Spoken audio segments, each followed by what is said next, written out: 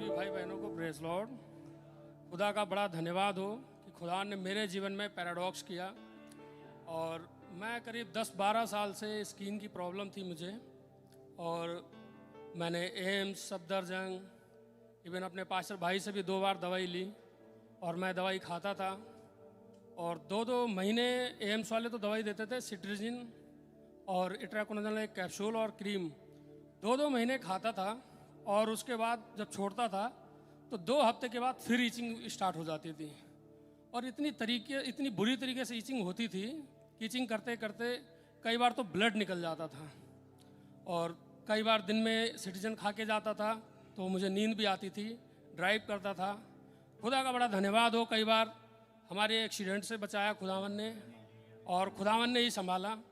और कई बार जब बहुत ज़्यादा परेशान हो जाता था तो भाई नबी की एक बात याद आती थी कि कैसे वो 42 साल उनको लगे उस पेट की तकलीफ़ को ठीक होने में, और इस विश्वास को थाम के कि खुदा किसी दिन तो मेरा भी ऐसा होगा कि जब मैं इस प्रॉब्लम से ठीक होऊंगा।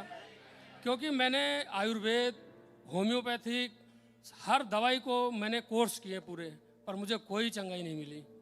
लेकिन खुदा का धन्यवाद हो इस गुड फ्राइडे के लिए, खुदावन ने मेरे ऊपर रहम किया कि मैं 5 मीटिंगें अटेंड कर पाया 6 मीटिंग में से, और उस बेदारी को मैंने महसूस किया। Amen. मेरे घर में फैमिली अल्टर, हर चीज़, दुआ प्रार्थना सब रिस्टोर हो पाया। और मैं जब जाता था तो गुड़गांव काम करता हूँ, तो मैं सुबह मैसेज सुनते हुए जाता था और शाम को भी सुनते हुए आता था। लेकिन एक दिन ऐसा हुआ कि मेरे कान में दर्द हो रहा था, तो मैंने हेडफोन नहीं लगाया। मैंने कहा आज ऐसे ही चलेंगे। और जब मैं पहाड़ी वाले रास्ते पे आ रहा था, जैसे हमारे पास्टर भाई ने बताया कि कुछ जगहें होती हैं जहाँ पे खुदा मौजूद होता है, और मैं ग्वालपाड़ी के जब टोल क्रॉस किया तो मेरे अंदर से ऐसे आया कि चलो वर्शिप करते हैं। मैं बाइक पे था, ट्रैफिक नहीं होता वहाँ, 40-50 की स्पीड बाइक थी, और मैं खुदा का धन्यवाद देते हुए आ रहा था, और खुदा उनका धन्यवाद देता था। अपने चर्च के लोगों के लिए प्रार्थनाएं, मैंने कहा मैं आज पूरे रास्ते दुआ करते हुए जाऊँगा। Amen. और जिसका भी नाम याद आया मैंने सबको खुदावन के आगे लहू में रख दिया। और करते करते खुदावन से एक बात मैंने बोला, मैंने खुदावन मेरे पास वो विश्वास नहीं है, क्योंकि आपका वचन कहता है तुम्हारे अंदर राई के दाने के बराबर भी विश्वास है, तो तुम इस पहाड़ से कहोगे और ये तुम्हारी सुन लेगा। मैंने खुदावन मेरे अंदर नहीं है।